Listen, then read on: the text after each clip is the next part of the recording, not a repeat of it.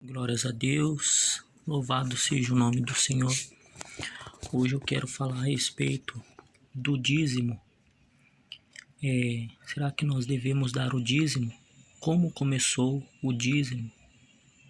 O dízimo, ele veio antes da lei ou ele já estava na lei? Então, para mim falar sobre o dízimo, eu quero ler aqui com vocês. É o seguinte: a palavra dízimo, ela começou em Gênesis 14, versículo 18 e 20.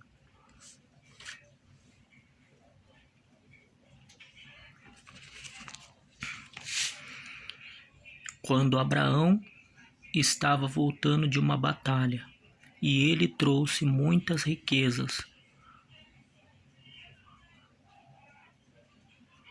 Então ele se encontrou com o rei e sacerdote Melquisedeque, que abençoou Abraão, que em seguida Abraão sentiu o desejo de dar o dízimo de tudo que ele tinha conquistado na batalha. Esta prática era muito comum na época de Abraão. Por isso, Moisés, que escreveu o livro de Gênesis, primeiro livro da Bíblia, não dá muita explicação sobre de onde Abraão tirou essa ideia, já que Melquisedeque nem pediu isto para ele. Então aqui nós já podemos ver que o dízimo ele começou com Abraão, de acordo com Gênesis 14, versículo 18 ao 20.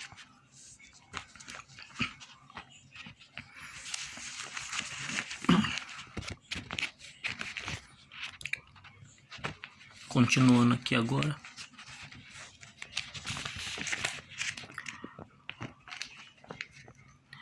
Depois disto, nós vamos ver o dízimo aparecendo na época de Jacó. A Bíblia diz que Jacó estava fugindo de seu irmão, que era Esaú, depois de tê-lo enganado. Ele então teve uma visão de Deus, dos anjos do céu, descendo na terra. Então ele fez uma promessa ao Senhor, de que se Deus o abençoasse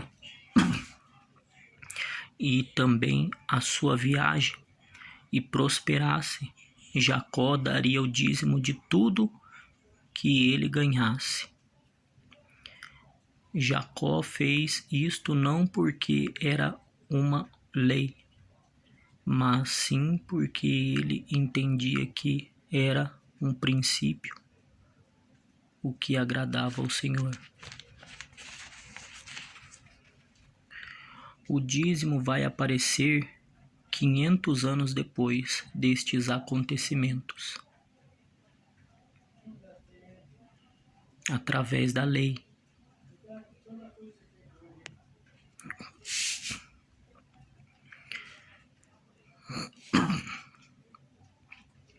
Que foi criada para o povo de Israel. Em Levítico 27, versículo 30, naquele tempo não existia dinheiro, por isso os israelitas deveriam dar 10% das suas colheitas e dos animais que eles criavam para o tabernáculo. Este dízimo era usado para cuidar dos levitas, está em Números 18, verso 21, que ficavam totalmente por conta do trabalho no templo. E além desse dízimo, os israelitas teriam que dar o dízimo para financiar uma festa, uma celebração a Deus.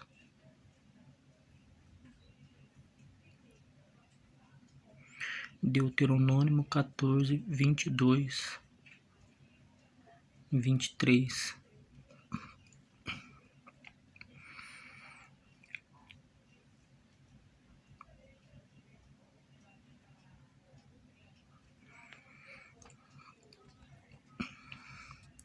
e ainda tinha o dízimo que eles tinham que dar a cada 3 anos para cuidar dos levitas pobres, das viúvas, dos órfãos, dos refugiados.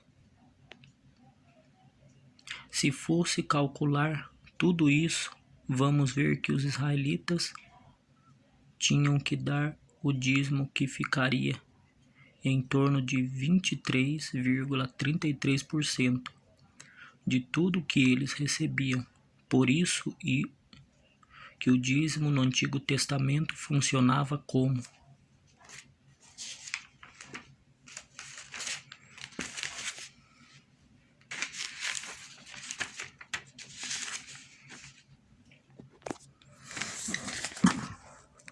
método de imposto para suprir as necessidades das pessoas e não apenas como uma regra religiosa. Daí então o dízimo vai aparecer na lei como um tributo ou um imposto que o povo de Israel tinha que pagar. Glórias a Deus.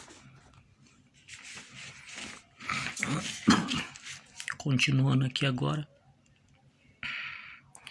Por isso a passagem de Malaquias, o Antigo Testamento, que diz que o povo de Deus estava roubando a Deus porque não estavam dizimando,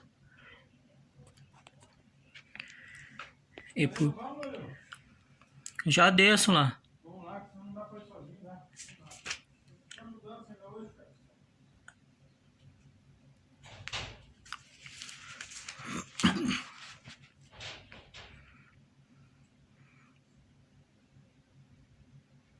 É porque os israelitas tinham a obrigação de suprir as necessidades dos levitas e sacerdotes que cuidavam do templo. Então, quando eles não davam o dízimo, eles estavam paralisando a obra de Deus. Já que eles não ficassem este trabalho, ninguém poderia fazer. O templo parava, as coisas de Deus eram abandonadas e o povo parava de receber a instrução através destes homens que eram sacerdotes de como viver uma vida com Deus, e o povo voltava para a vida de pecado. No livro de Malaquias, capítulo 3, versículo 8, que muitos pastores falam, né? Que se você não der o dízimo, você está roubando a Deus, né? Eles usam muito texto de Malaquias, o capítulo 3, versículo 8 em diante. Continuando aqui. Que é muito usado por pastores para colocar medo. Quer dizer, muitos pastores usam Malaquias capítulo 3, versículo 8 para colocar medo. Medo em quem? Nas pessoas. Colocar medo nas pessoas que estão ali dentro da igreja, o rebanho.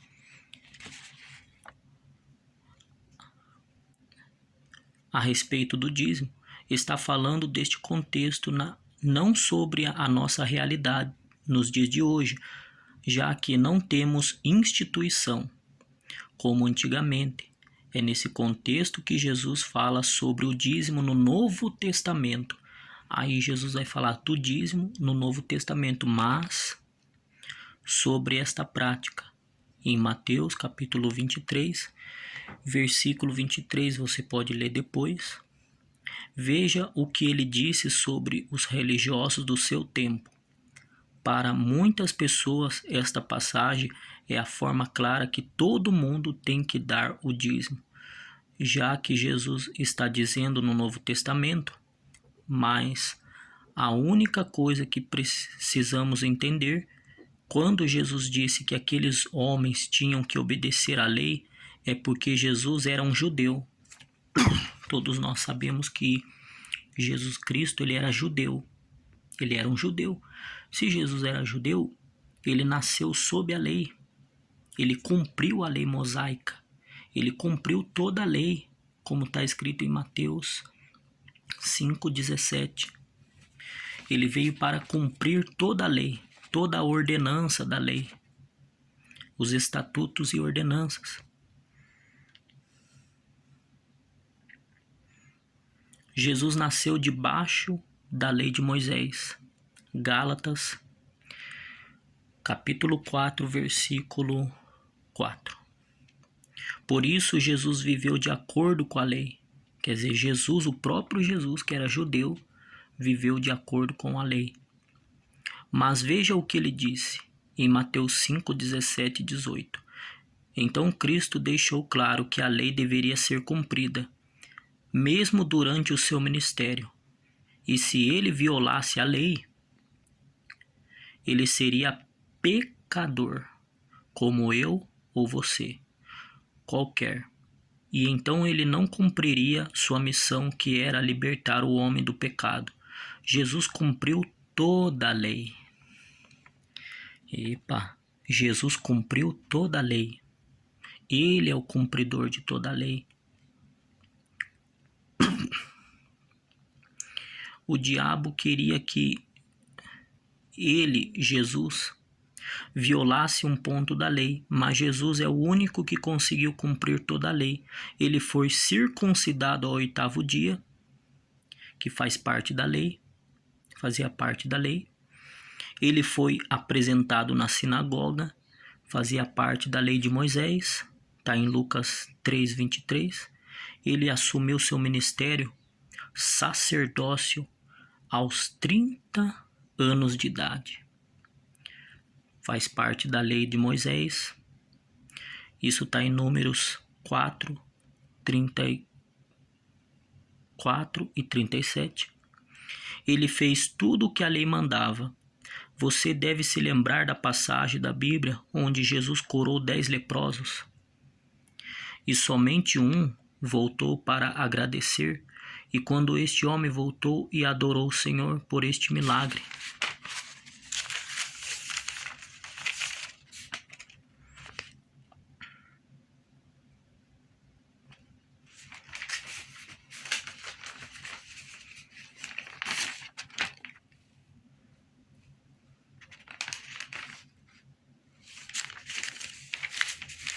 glórias a Deus.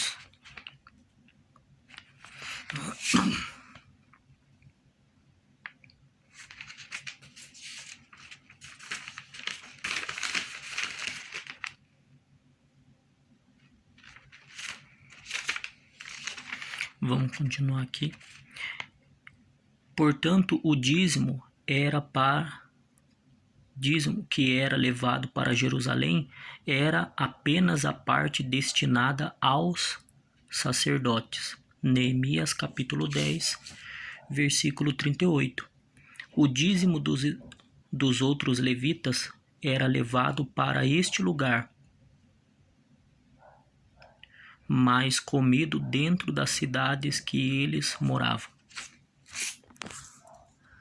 Glórias a Deus. Vale lembrar que o dízimo era alimento. E o que acontecia com o dízimo? O povo comia o dízimo, porque o dízimo não era dinheiro. O dízimo, no Antigo Testamento, sempre foi o alimento, porque o povo vivia da agricultura, vivia da lavoura, da plantação, vivia da colheita, né? Continuando aqui agora. Estes, pois, são os dízimos dos levitas e o dízimo que era dado aos sacerdotes. Dízimo dos dízimos. Acerca destes acontecimentos fala diretamente o famoso texto de Malaquias, capítulo 3, versículo 10, que você conhece, e seus versículos vizinhos. Porém, também tinha o dízimo dos monarcas, isto é, dos reis de Israel, em 1 Samuel 8:11, e o dízimo dos pobres, Deuteronômio 14, 28 e 29, Deuteronômio 26, versículo 12. e o dízimo do próprio dizimista, que era comido em festas anuais. Deuteronômio 14, versículo 22. Agora, olha o que eu vou compartilhar aqui. Agora vamos falar sobre as 5 verdades sobre o dízimo, de Malaquias, capítulo 3, versículo 10, que poucos líderes te contam. Em primeiro lugar, o dízimo da Bíblia na lei de Moisés, que faz referência ao texto de Malaquias 3,10, sempre foram alimentos da colheita, animais do gado e do rebanho, nunca foi dinheiro. Então os dízimos sempre foram alimentos. Nunca você vai achar na Bíblia dizendo que o dízimo era dinheiro. É você dar em dinheiro 10%. Veja os textos de Levítico 27, 30 a 32, Deuteronômio 14, 22 e 23. Segunda verdade. Já existia dinheiro na época em que o povo de Deus foi doutrinado com dízimo, e até antes, mas mesmo assim o soberano não doutrinou seu povo a dar o dízimo em dinheiro. O dinheiro já existia antes e já existia depois. O dízimo então sempre foi alimento.